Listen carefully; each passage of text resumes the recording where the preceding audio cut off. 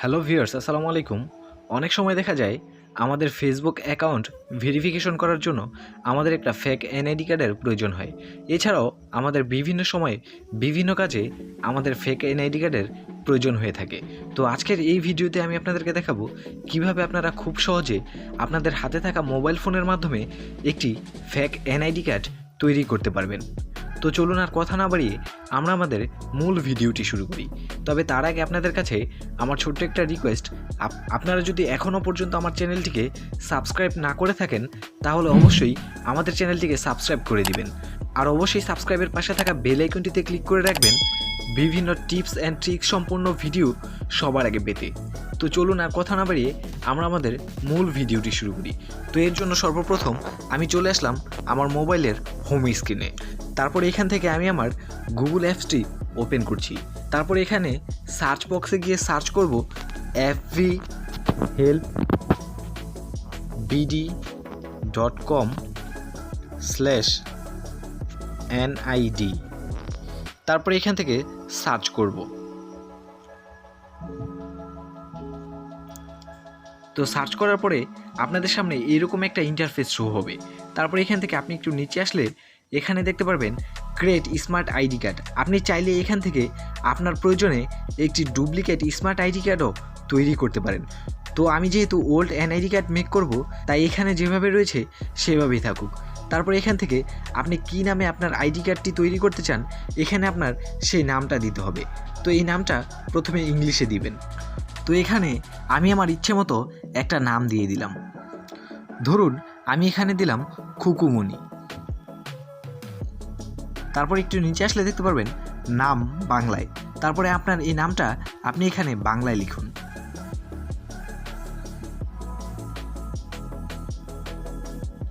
তারপর এখান থেকে আপনার পিতার নাম। তো পিতার নাম আপনার যেটা দিতে ইচ্ছা হয় সেটা দিয়ে দিবেন। ধরুন আমি দিচ্ছি মনির হোসেন। তারপর এখান থেকে আপনার মাতার নাম। তো মায়ের নামটা বাংলায় দিবেন। তো এখানে মায়ের নামটা দিয়ে দিলাম জরিনা বেগম। তারপর এখানে আপনার একটা সিগনেচার দিতে হবে, সেটা ইংরেজিতে। তো এখানে দিয়ে দিলাম খুকুমণি। তারপরে এখানে আপনি আপনার জন্ম তারিখটা বসিয়ে দিবেন। তো আমি আমার ইচ্ছে মতো একটা জন্ম তারিখ বসিয়ে দিলাম। তো জন্ম তারিখটা বসানোর পরে এখানে দেখতে পারবেন এনআইডি নাম্বার। তো এখানে আপনি আপনার ইচ্ছে মতো একটা ফেক এনআইডি নাম্বার বসিয়ে দিবেন। তো আমি আমার ইচ্ছে মতো একটা এনআইডি নাম্বার এখানে বসিয়ে দিচ্ছি। তারপরে এখানে দেখতে পারবেন বাসা অথবা হোল্ডিং। তো এখানে আপনি আপনার ইচ্ছে মতো একটা হোল্ডিং নাম্বার বসিয়ে দিন। তারপরে আপনার গ্রামের নাম, এটা বাংলায় দিতে হবে। তো আমি এখান থেকে আমার গ্রামের নাম দিয়ে দিলাম কমলাপুর। তারপরে আপনার ডাকঘর। তো আমি এখান থেকে আমার ডাকঘর দিয়ে দিলাম ময়নামতি। তারপরে আপনার উপজেলা। তো উপজেলা দিয়ে দিলাম শ্রীনগর। জেলা, তো আমি জেলা দিয়ে দিলাম ঢাকা। তারপরে এখানে দেখতে পারবেন রক্তের গ্রুপ।